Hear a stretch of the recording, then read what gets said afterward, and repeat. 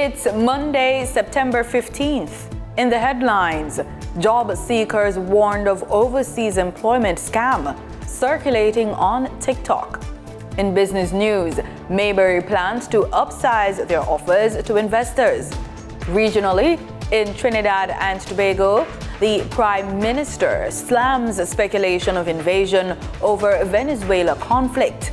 And in sports, Oblique Seville dethrones Team USA's Noah Lyles in 100 meters victory at World Championships. This is the news on PBC Jamaica. I'm Simone Absalom Gale.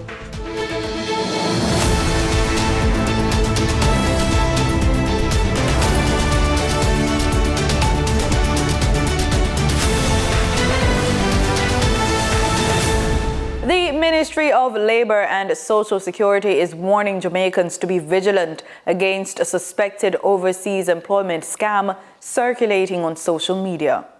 Labour Minister Pernell Charles Jr. says no legitimate employer or government-affiliated program will ask individuals to make upfront payments. He notes that the scam uses his image and likeness to promote fraudulent job offers, creating the false impression of government endorsement. The public is being warned not to be misled by these advertisements, which promise overseas opportunities but may be designed to defraud unsuspecting applicants.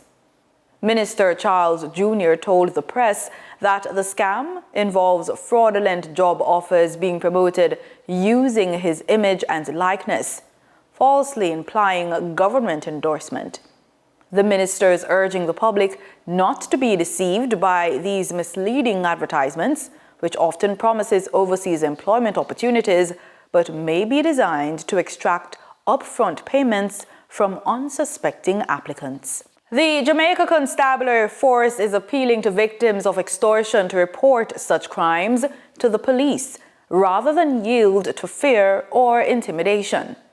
Detective Sergeant Grace Fraser Lawrence of the National Strategic Anti-Gang Division says cooperation with law enforcement makes it possible to take real action and secure prosecutions. She made the call during the JCF's Force for Good podcast, noting that timely reports from both businesses and individuals are critical in tackling criminal networks involved in extortion. Extortion has to do with threats. So there are threats made against a person to either pay, to pay something.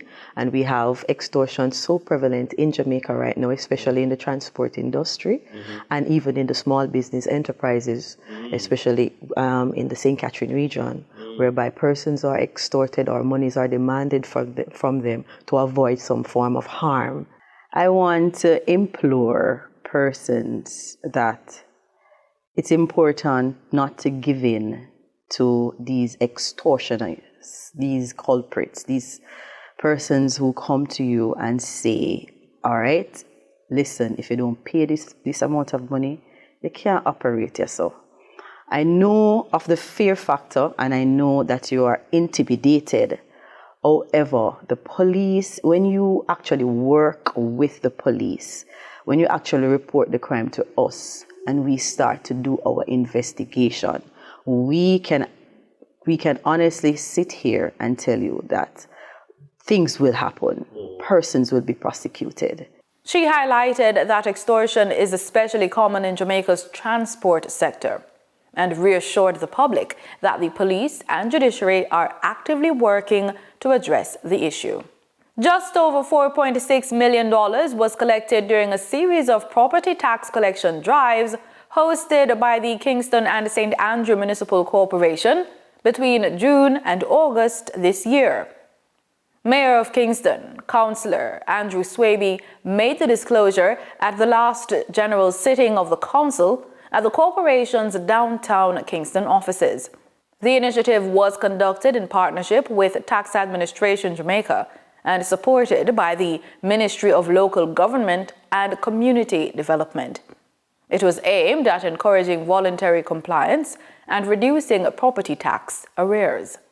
Shortwood Teachers College is being hailed for its contribution to Jamaica's education system as it celebrates 140 years of existence.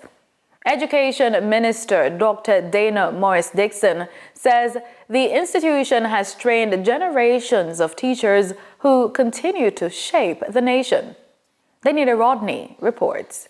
It was a day of celebration at Shortwood Teachers College in St. Andrew as the institution marked 140 years of service to the Jamaican education system.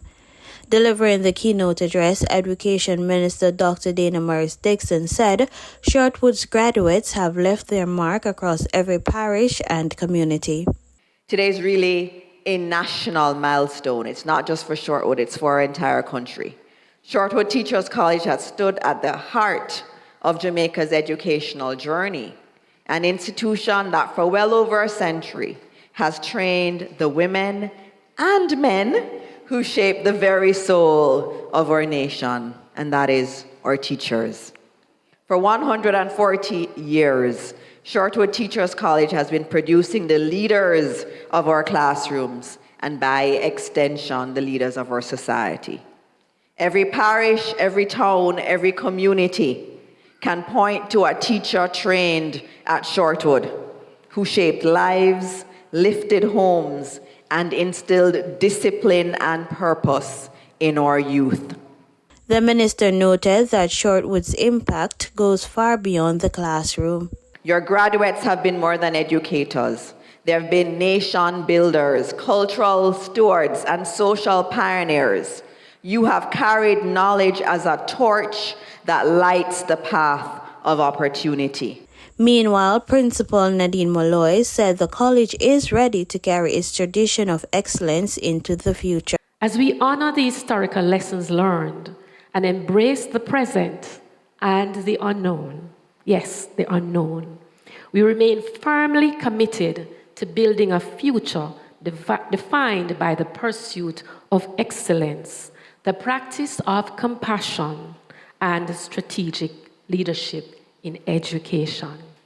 Shortwood Teachers College is pledging to remain a hub of collaboration, knowledge, and innovation, ensuring its influence continues for another 140 years.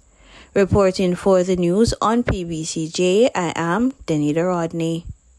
As the new academic year begins, advocacy group Stand Up for Jamaica is pledging support to help address growing mental health challenges among students.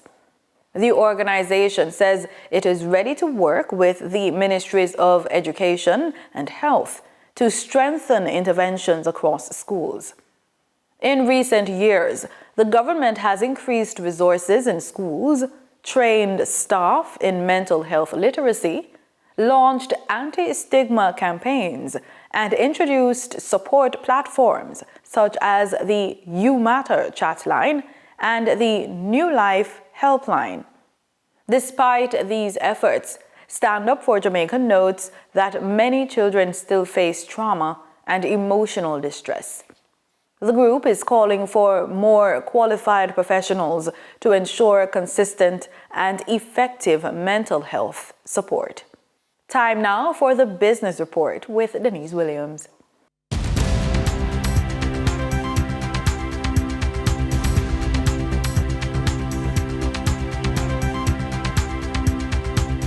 Welcome to today's Business Report. I'm Denise Williams, here to bring you the stories shaping the financial world and guiding your journey to smarter business decisions.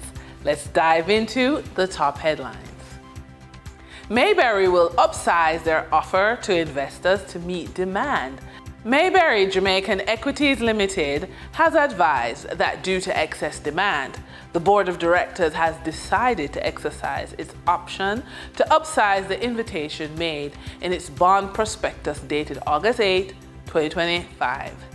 Mayberry Jamaican Equities has further advised that the invitation having been upsized, the board of directors will extend the closing date in the prospectus from September 12, 2025 to September 26, 2025 at 4:30 p.m.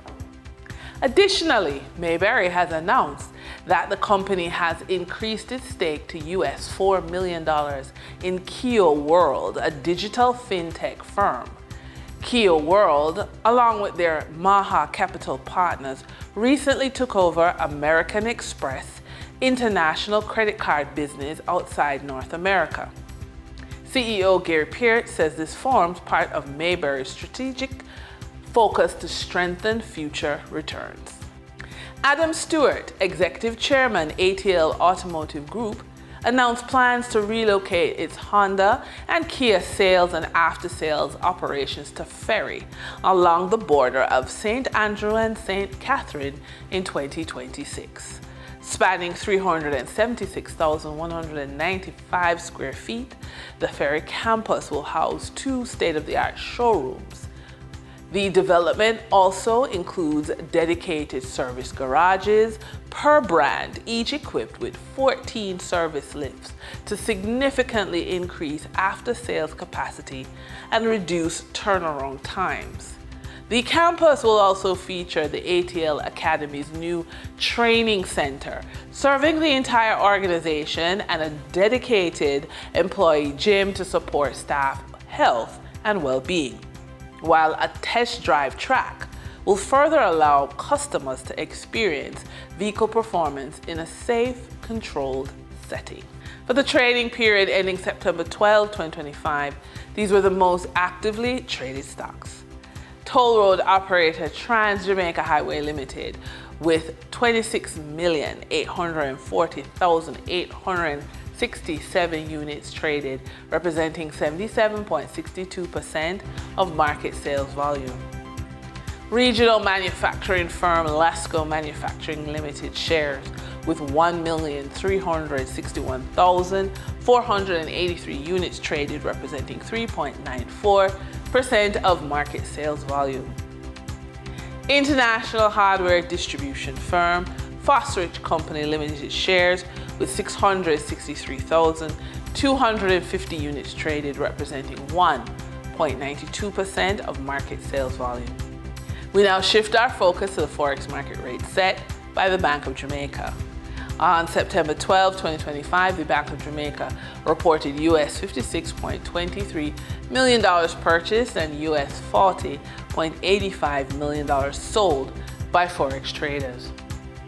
Forex traders earned $1.74 per dollar, selling the US at $161.52 and buying the US at $159.78. The Canadian dollar netted Forex traders $5.10 per transaction, with selling at $119.09 and buying at $113.99. The British pound yielded Forex traders $1.81 in profit, with selling at $218.40 and buying at $216.59. For our credit report tip of the day, small business owners, don't wait until you need financing to think about your credit worthiness. Lenders use the 5 C's of credit: character, capacity, capital, collateral, and conditions to determine if you qualify. You can use them every day to run a stronger, more resilient business. Here's how to put them in action. For the character part, pay vendors on time, build trust, keep promises. For capacity, track cash flow weekly, review financial statements monthly. For capital, reinvest profits and keep personal and business accounts separate. Collateral, maintain your assets, insure them, document your ownership. And conditions, monitor industry trends, adjust pricing, and diversify income. And that wraps up today's business report. I'm Denise Williams, reminding you that every financial decision is a step toward your future. Until next time, stay focused, stay informed, and keep striving for success. See you soon. In regional news, Prime Minister Kamala Persad-Bissessar is shutting down speculation, insisting Trinidad and Tobago has had no talks about invading Venezuela. She's calling claims by Venezuelan officials nothing more than, quote, fear-mongering, end quote. Sunil Lala has the details. Prime Minister Kamla Persad-Bissessar dismissed speculation that Trinidad and Tobago could be drawn into any military conflict with Venezuela. Speaking to reporters, she responded to Venezuela Vice President Delcy Rodriguez, warning TNT not to provoke that country. I will dare to do what I have to do to keep the people of Trinidad and Tobago safe, and that is my priority. I've said TNT first. That is my priority. I have no intention, we've had no discussions of invading Venezuela, of stepping onto Venezuelan soil. Nothing of the sort is happening. With the United States in Caribbean waters, Mrs. Persad-Bissessar continues to welcome them, noting that it's not the first time they're here. If that can help us stem the criminality, the trafficking, the narco-trafficking, the human trafficking, and the pain and suffering that brings to the people here, then yes, we welcome them and look forward to their cooperation with us. However, she insisted that Trinidad and Tobago will do what is necessary if its neighbor Guyana is in trouble. A lot of this fear-mongering, there have been no discussions with the U.S. or anyone else. However, I repeat, should Venezuela invade Guyana, Trinidad and Tobago will definitely step forward in defense of our cousins or brothers and sisters in the CARICOM. The Prime Minister pointed out that CARICOM's response has been slowed by recent elections in member states, but insisted unity remains the goal. I think we've had a little bit of a setback given the two elections taking place in the CARICOM and the chairman of the CARICOM. We congratulate Prime Minister Holness, of course, and President Irfan. Their elections would have put I'm not casting any blame here, I'm just saying it might have dampened a cohesive response from the entire CARICOM. But we have always had differences, and that's another thing that is a false narrative. The CARICOM has always had differences, and that's why we say we are sovereign, but at the same time, we speak with one voice. So there are issues that will have differences of opinion. She also addressed criticism that certain CARICOM countries are fractured over the Venezuela issue. St. Vincent and Grenadines has always had a different kind of opinion to other members of the CARICOM. That is not to say that we are fractured. On this matter, or the Venice matter, and the Americans in our waters, CARICOM is already fractured. Several members went off to a meeting, the ALBA meeting. Trinidad is not a member of that regional body, ALBA, and made comments and gave statements long before I even stepped onto the plate. So we will have differences, but I think at the end we'll adhere together. However, the Prime Minister said TNT remains committed to the CARICOM and to its CARICOM neighbours, noting that this country will work with them in every way possible. As Barbados remains in the heart of the hurricane season, the Department of Emergency Management is reminding citizens that disaster preparedness is a year-round responsibility. CBC News' Deanza Roberts has the details from the presentation. The occasion was a Hurricane and Finance Resilience Workshop held at the Cooperators General Insurance Limited, and it was dubbed Safeguard 2025.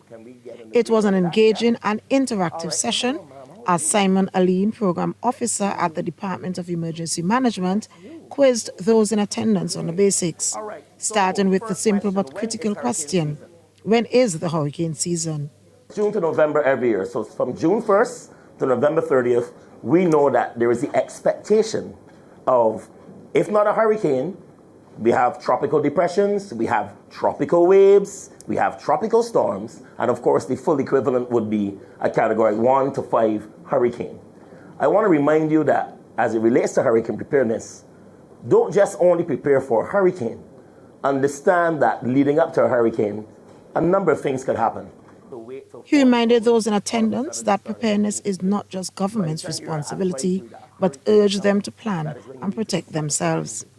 He highlighted a wide range of hazards beyond hurricanes, emphasizing how devastating these can be to citizens and to the country. He implored those present to arm themselves with information so they will know what to do if disaster strikes. So we need to build resilience. So how do we build resilience? By having the knowledge of what to do, how to plan better, how to build better, how to prepare, and you put that into practice. So that is how you become resilient. You could only become resilient by getting the knowledge from your credit unions and your insurance and of course the on what to do before the impact of any major hazard. Aline also says early preparation, checking insurance, reinforcing homes and staying informed remains this country's best defense against natural or man-made hazards. Guyana is set to open its very first law school, ending decades of frustration for local graduates forced to study abroad. President Irfan Ali made the historic announcement at State House, calling it a landmark investment in education and legal profession. Jada John has the details. President Mohammed Irfan Ali made the groundbreaking announcement on Sunday during the swearing-in ceremony at State House, hailing the project as a transformative step for Guyana's education sector. Our schools will be transformed into modern centers of learning, offering 21st century education, digital tools, and enhanced teaching to prepare our children for the future. For years, law graduates have been forced to leave Guyana to earn their legal education certificate, a regional requirement for practicing law, often traveling to Trinidad and Tobago, Jamaica, or the Bahamas. This path carried heavy financial and emotional costs, but President Irfan Ali said the new law school would change that, reducing expenses and keeping students closer to home. Based on recent approval granted by the Council for Legal Education, we'll commence work immediately on the establishment of Guyana's very own law school. Beyond its immediate benefit to students, the school is expected to strengthen Guyana's legal system, expanding the pool of lawyers available for private practice, public service, and judicial roles. Legal experts believe the initiative will also improve access to justice in remote regions where attorney shortages exist, thereby enabling hundreds of persons to qualify as attorney at law right here in Guyana with full rights to practice in CARICOM country. The project forms part of the president's broader education agenda, which also includes increased investment in medical and engineering training, the creation of 200 new educational spaces across the region 2, 3, 6, and 9, and a push for vocational and online learning opportunities. The law school represents one of the most ambitious education ventures in the nation's history, marking a major milestone for aspiring lawyers who have long faced barriers to entering the profession. Further afield, a powerful symbol of history and resilience is the Chinese Military Museum in Beijing. This museum preserves invaluable collections and records of China's struggle during the Second World War, offering lessons that resonate far beyond its borders and right here in the Caribbean. Marlon Samuels paid a visit to the museum and he filed this report. The museum houses thousands of items, military uniforms, weapons, photographs, and personal records, each telling a story of bravery and perseverance. These collections not only honor those who fought, but also serve as a vital educational resource for future generations. Even though I started to learn the history of China and the history of the CPC, but for all the knowledges and all the limited pictures are from the textbook. But if I come here, I can have more abundant sources and also from different angles and more detailed perspectives into more specific areas. For example, the lived people from poverty. I believe it's on the third floor. We can see more female presence there and to know the names of the heroes and sheroes who provided help to the mass there from that floor. And personally, it made me feel the history is not that far away. This exhibition also helped me to immerse into the story back then. What makes this museum even more significant is its role in documenting history, preserving the struggles, victories, and sacrifices that define the nation's resilience. It's a reminder that record keeping and preserving history are essential tools for understanding our past and shaping our future. The Chinese Military Museum's vast collections remind us of the power of history and record keeping. values that Caribbean nations cherish as we preserve our own stories of resilience and independence. I am Marlon Samuels, reporting from Beijing, China, for the news on PBCJ. In sports, we're out the blocks with athletics.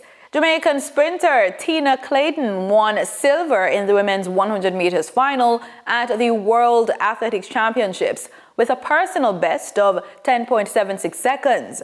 In her senior international debut, she finished behind American Melissa Jefferson Wooden, who clocked 10.61 seconds and a championship record, and ahead of Olympic champion Julian Alfred, 10.84.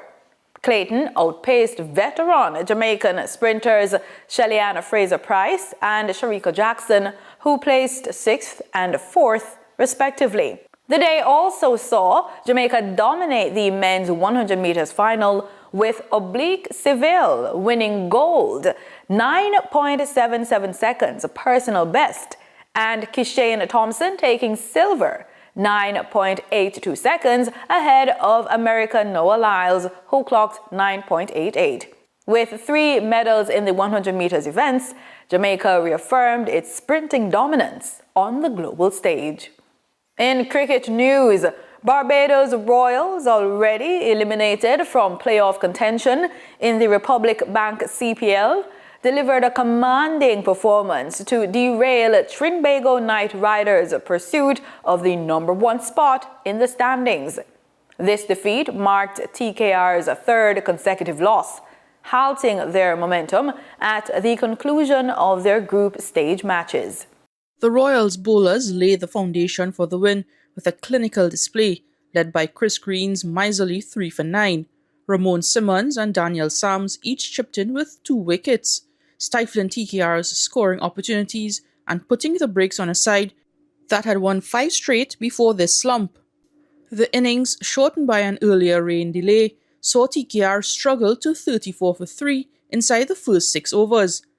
Openers Colin Munro and Alex Hales were swiftly removed by Green, while Sams got rid of Joshua De Silva with a sharp return catch. Casey Carty soon followed, edging behind to give Green his 3rd. Captain Nicholas Puran and Karen Pollard attempted a rebuild, striking 3 sixes in an over to spark hope. But consistency eluded them. A dry spell of 22 balls without a boundary put pressure back on TKR. Pollard eventually fell for 36 from 25, and Puran, failing to shift gears, was dismissed for 45 or 43. Akil Hussain added a late burst of runs with a flurry of big hits, including 3 sixes and a 4 in the final over, to boost TKR to 166 for 7. In response, Quinton de Kock gave the chase an aggressive start, swinging freely through the leg side. He notched a 31-ball half-century, setting the tempo for a power play score of 62 without loss. Kadeem Aline, partnering de Kock at the top, found rhythm as the innings progressed, and the pair put together a brisk opening stand.